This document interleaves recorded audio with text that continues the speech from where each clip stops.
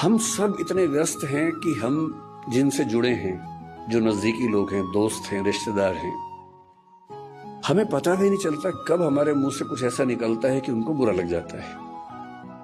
यह भी हो सकता है कि हमारी नीयत एकदम ठीक रही हो, हमने सोच समझ के ना ही बोला हो, पर किसी खास कॉन्टेक्स्ट में किसी खास व्यक्ति ने मेरी किस बात को किस रूप में लिया, ये तो मुझे नहीं पता।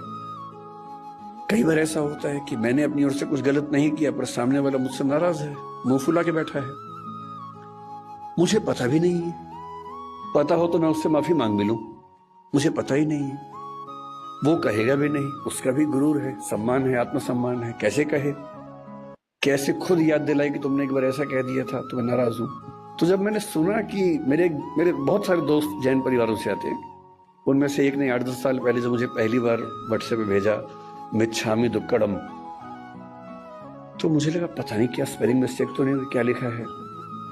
और उसके आगे लिखा उसने कि यदि पिछले 1 साल में मुझसे कोई भूल हुई हो, त्रुटि हुई हो, तो मैं उसके लिए माफी चाहता हूं। मुझे लगा क्या हो गया इसको, सब तो ठीक ही था।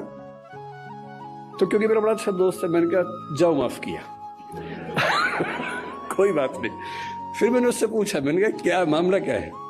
तब उसने बताया मैंने जैन फिलॉसफी पढ़ी हुई थी, पर ये संयोग से फिलॉसफी के हिस्से में नहीं था, पाठ्यक्रम में, किताबों में नहीं था।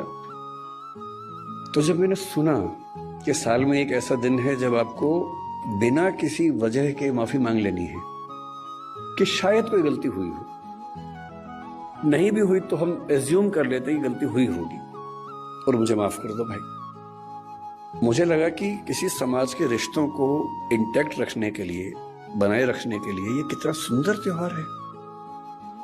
उस चीज की माफी जो शायद मुझे याद भी नहीं। और अगर सब लोग इतने विनम्र हो जाएं, इतने हम्बल हो जाएं, तो झगड़ा किस बात का है फिर।